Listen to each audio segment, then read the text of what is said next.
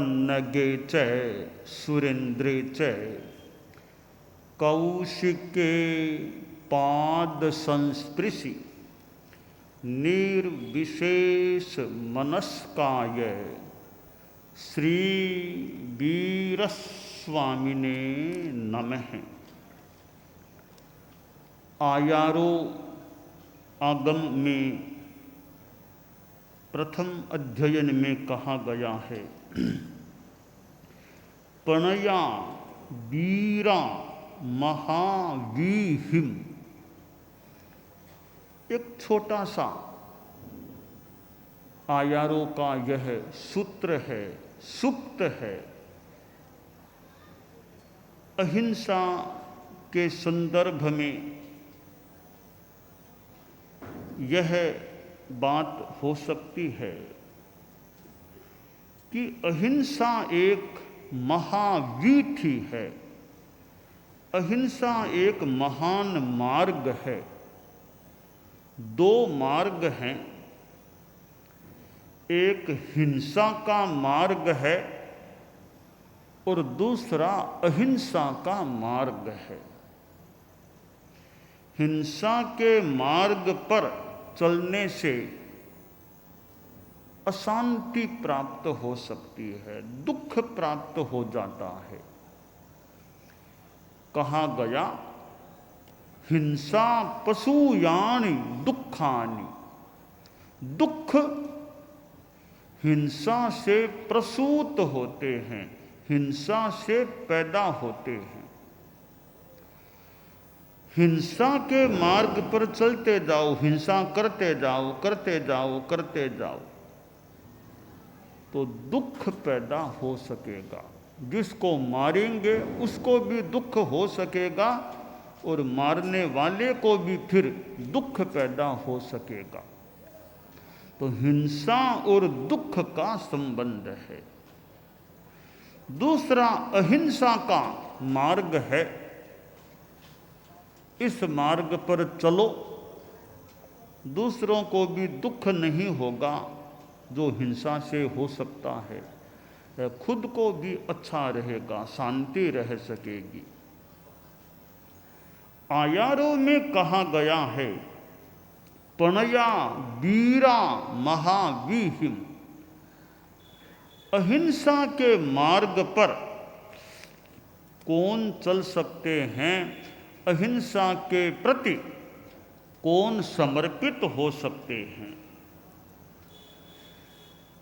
इस अहिंसा के मार्ग पर हर कोई नहीं चल सकता, हर कोई समर्पित नहीं हो सकता। जो पराक्रमशाली होते हैं, वीर पुरुष होते हैं, वे ही इस महावीथी महामार्ग के प्रति प्रणत समर्पित होते हैं। ये वीर होने की जो बात है, इसमें हम ध्यान दें, इस पर चिंतन करें कि हिंसा में भी कुछ वीरता की बात हो सकती है, वरना भगोड़े भगोड़े क्यों होते हैं।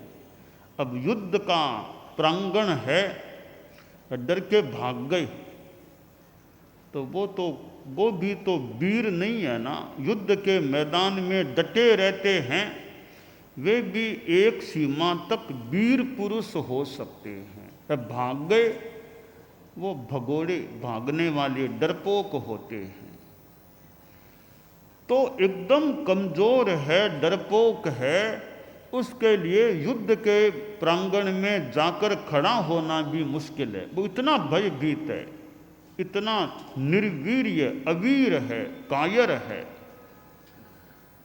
तो जो युद्ध में जाने से ही घबराता है, डर लगता है, तो वह भी कायर है, कमजोर है। युद्ध में जाकर के लड़ता है तो एक संदर्भ की वह भी वीरता मानी जा सकती है, पर उससे भी ऊंची वीरता वो अहिंसा में होती है। अहिंसा के लिए अभय का भाव भी होना चाहिए।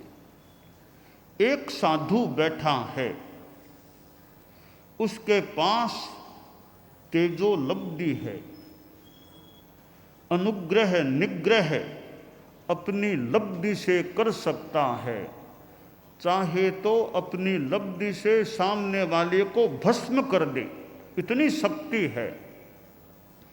पर साधु को कोई तकलीफ दे रहा है तो साधु के पास शक्ति है, लब्धि है, दूसरों को खत्म कर सकता है।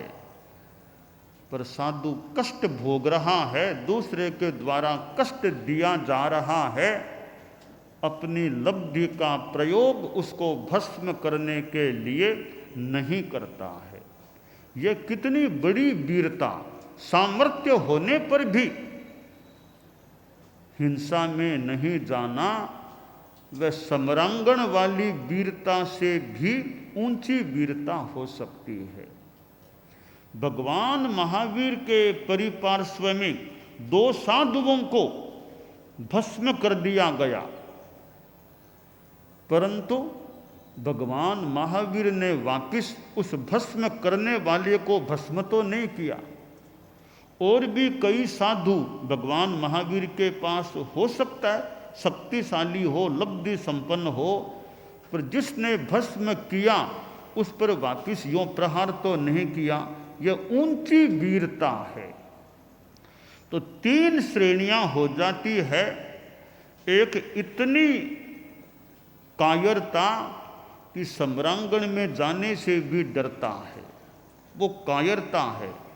एक सम्रांगण में जाने से डरता नहीं, प्राणों की परवाह किए बिना देश की रक्षा के लिए सम्रांगण में जाता है, डट करके रहता है। यह दूसरी श्रेणी, यह कुछ वीरता है। तीसरी अहिंसा की वीरता कि शक्ति सामर्थ्य होने पर भी प्रहार नहीं करना, सहन कर लेना, इसे महावीरता कह दें और कुछ कह दें। तो यह अहिंसा की वीरता, वो हिंसा की वीरता या रक्षा की वीरता, पहली एकदम कायरता होती है।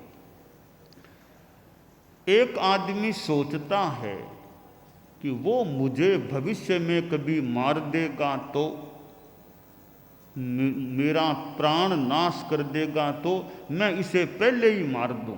अब ये क्यों मारने की सोच रहा है? मानो यह भय कि मुझे कहीं मार देगा तो मैं इसको पहले ही मार दूं। तो यह अहिंसा के संदर्भ में कायरता हो सकती है। तो कायरता, सम्रांगण वाली वीरता, उससे भी ऊपर अहिंसा वाली वीरता प्रतीत हो रही है। आयारों में जो कहा गया है, पणया वीरा महावीहिम, जो वीर पुरुष होते हैं वे इस महावीथी या अहिंसा के संकल्प के प्रति, अहिंसा के सिद्धांत के प्रति प्रणत होते हैं और समर्पित हो सकते हैं। तो अहिंसा के लिए भी निर्भीकता चाहिए, अभय चाहिए। शरीर के प्रति मोह है, वह व्यक्ति पूरी अहिंसा का पालन न भी कर सके, क्योंकि खुद के शरीर से मोह है। तो खुद के शरीर की रक्षा के लिए वह दूसरों को मारने का प्रयास कर लेता है। आदमी सामर्थ्यवान होने पर भी न मारे। एक मां थी, उसके 2 बेटे थे। किसी दुश्मन आदमी ने जो छोटा बेटा था उसका वध कर दिया, हत्या कर दी। मां को बड़ा कष्ट हुआ। मां की ममता, अरे मेरे बेटे को मार दिया, बेटे को मार दिया। अब वो माँ का मोह, माँ तो विह्वल हो रही थी कि मेरे बेटे को मार दिया, बेटे को। दूसरा जो बेटा, बड़ा बेटा था, माँ की ये हालात देखी कि माँ कितनी विह्वल हो रही है। तो बेटा बोला, माँ मार दिया वो तो मार दिया, मैं संकल्प करता हूँ जिसने मेरे भाई को मारा है, मेरे भाई का जो हत्यारा है, मैं उसको पकड़ करके तुम्हारे पास लाऊंगा, तुम्हारे सामने मैं उसको मारूंगा। इतना काम करने का मैं संकल्प लेता हूँ और मैं तुम्हें प्रणाम करके उसकी खोज में निकल रहा हूँ। बेटा वो निकला खोज में। खोजते खोजते करीब 12 बरस हो गए, आखिर वो हत्यारा पकड़ में आ गया। उसको लेकर के माँ के पास आया, बोला, माँ यह मेरे भाई का हत्यारा है, अब मैं तुम्हारे सामने इसका सिर और धड़ अलग करता हूँ। तो वो बेचारा हत्यारा घबराया हुआ था कि मुझे तो मारेगा मारेगा, एकदम डरा हुआ था। प्राण की रक्षा की तो भावना थी ही। सोचा कैसे मैं अपना बचाव करूं। तो दिमाग में आया, ये लोग तो हिंदू संस्कृति के हैं, क्षत्रिय हिंदू संस्कृति के हैं, गाय के प्रति बड़ा एक सम्मान का भाव या रक्षा का भाव रखते हैं। तो मैं ऐसा ही उपाय करूं। आसपास कोई तिनका पड़ा था, वो जो हत्यारा आदमी था उसने तिनका उठा करके मुंह में ले लिया। बोला, मैं तुम्हारी काली गाय, मैं तुम्हारी काली गाय, मैं गाय हूं। मां बोली, बेटा छोड़ दो इसको, अब तुम नहीं मार सकते, नहीं मारना। जो हमारी गाय बन गया, हम हिंदू संस्कृति के लोग हैं, गाय को हम नहीं मार सकते, गाय तो माता के स्थान पर होती है। तो गाय बन गया, इसने कुछ भी किया, भयंकर गलत काम किया, मेरे बेटे को मारा था, अब यह गाय बन गया है, इसको क्षमादान दे दो, छोड़ दो, भोजन करा करके विदाई दे दो, नहीं मारना। तो बेटे ने कहा, माँ 12 बरस करीब मैंने लगाए खोजते खोजते, मेरा खून तो एकदम गर्म हो रहा इसको मारने, अब तुमने कह दिया कि मत मार। इतने बरस क्यों मैंने गमाए इसको खोजने में, अब मारे बिना मेरे खोजने की सफलता कैसे होगी। माँ बोली, बेटा सफलता इसी में है तुम्हारी, अब अहिंसा को अपनाओ, नहीं मारना है। तो बेटे ने सोचा, माँ की आज्ञा को मैं लांघ नहीं सकता, माँ ने कह दिया है, मेरे लिए तो एकदम पालनीय है, माँ की आज्ञा लक्ष्मण रेखा, मैं इसका उल्लंघन नहीं कर सकता, माँ की आज्ञा तो पालूंगा। बोला, माँ तुम्हारा आदेश तो मैं अतिक्रांत कर नहीं सकता, हालांकि मेरे मन में तो भयंकर रोष है इसके प्रति, तो तुमने आदेश सा दे दिया कि गाय बन गया, अब छोड़ो। तो मैं भी सोचता हूँ, हम हिंदू संस्कृति में हैं, तो गाय का वध का पाप तो मैं नहीं करूँगा। उसको प्रेम से भोजन कराया, छुट्टी दे दी। अब यह वीरता हो गई। इतनी शक्ति थी, खोज करके लाया था, शस्त्र पास में था मारने के लिए, फिर भी शक्ति होने पर भी छोड़ देना, वो एक बड़ी वीरता। तो आयारों में जो कहा गया है, पणया वीरा महावीहिम, वीर पुरुष महावीथी के प्रति प्रणत होते हैं, समर्पित होते हैं, इस अहिंसा के प्रति वीर पुरुष समर्पित होते हैं। तो यह मार सके मारे नहीं ताको नाम मर्द, मार सकने की क्षमता होने पर भी नहीं मारना, अहिंसा का पालन करना, यह वीरता होती है।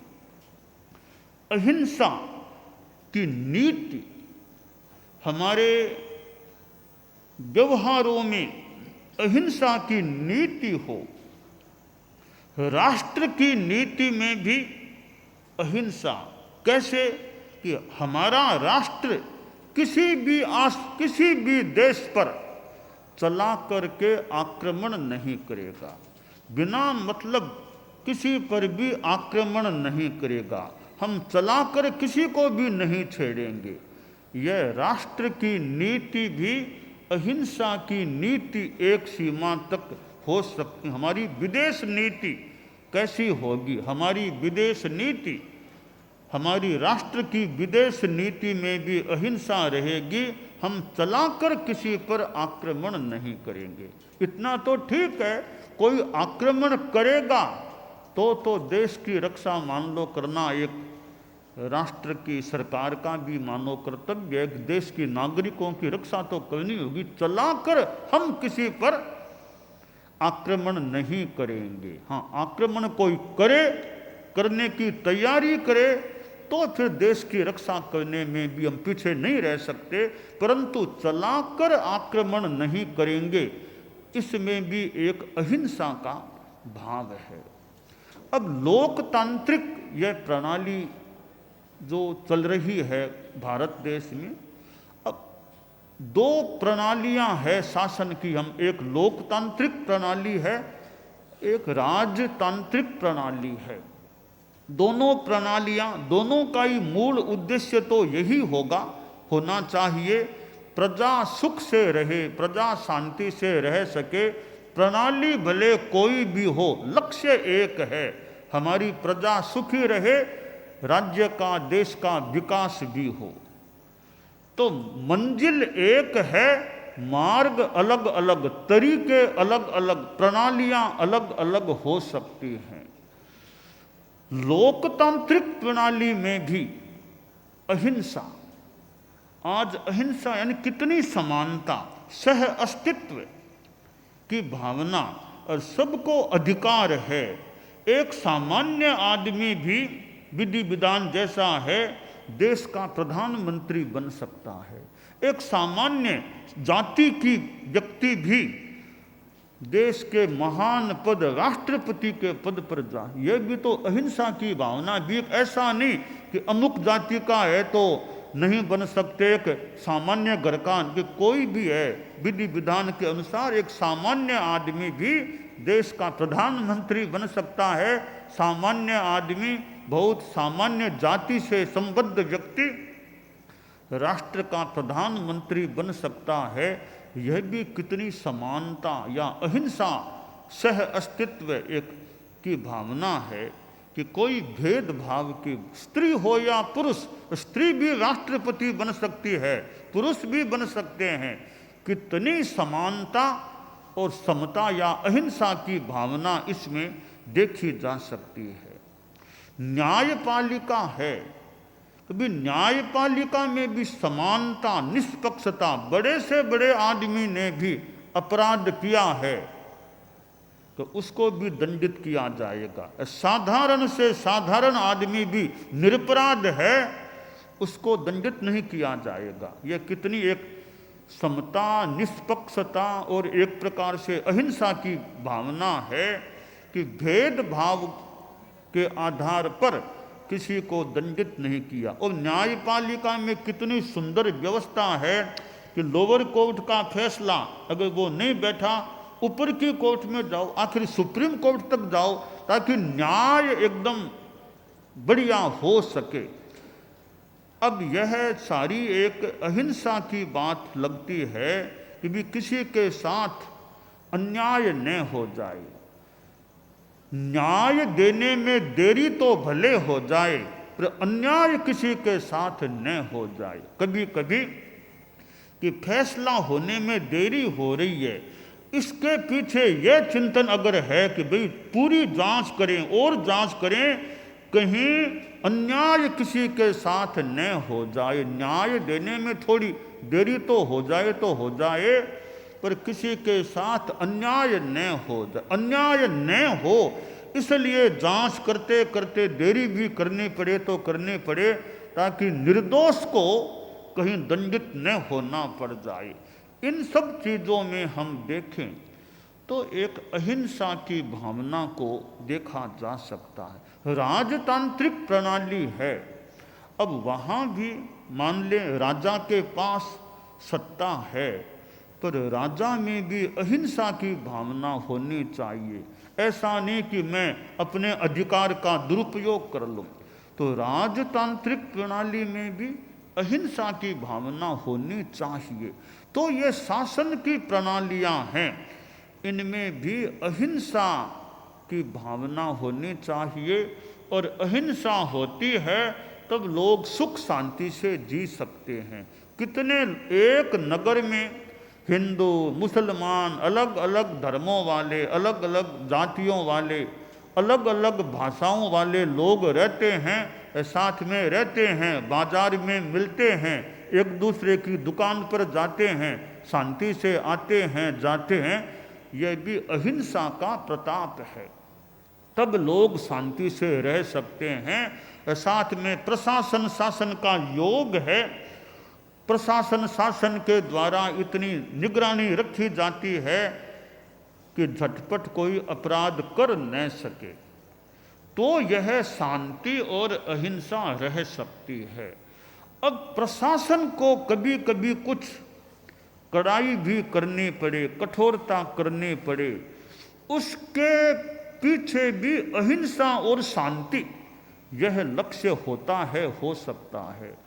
पुलिस है, कभी लाठी भी दिखाती है, कभी अश्रु गैस छोड़ना करना। उनका लक्ष्य क्या होना चाहिए या होता होगा कि नगर में शांति रहे। कोई गलत तत्व गड़बड़ करने वाले हैं, उन पर कंट्रोल करने के लिए आंख दिखानी पड़े, लाठी दिखानी पड़े, कुछ करना पड़े, वह इसलिए कि और जनता शांति से रह सके, ये शांति में भंग नहीं कर सके। तो वहाँ वो कठोरता की जा रही है, उसके पीछे भी मूल साध्य वो शांति का है। साधन भले थोड़ा सा कुछ भी काम लेना पड़े, पर मूल साध्य शांति। तो डॉक्टर का साध्य है मरीज को साता पहुंचाना, बीमारी दूर करना, उसके लिए इंजेक्शन देना पड़े, ऑपरेशन करना पड़े, वो साधन है। उनसे थोड़ी सी तकलीफ भी हो जाए मरीज को, मूल साध्य है मरीज को रोग मुक्त करना। तो साध्य हमारा क्या है, इसका बड़ा महत्व है। फिर साधन जो है उसमें ज़्यादा से ज़्यादा अहिंसा संयम का प्रयास रखा जाए, ताकि साधन भी गड़बड़ न हो, फालतू अशुद्ध न हो। तो आयारों में जो कहा गया है, पणया वीरा महावीहिम, कि महावीर के प्रति वीर पुरुष प्रणत समर्पित हो सकते हैं।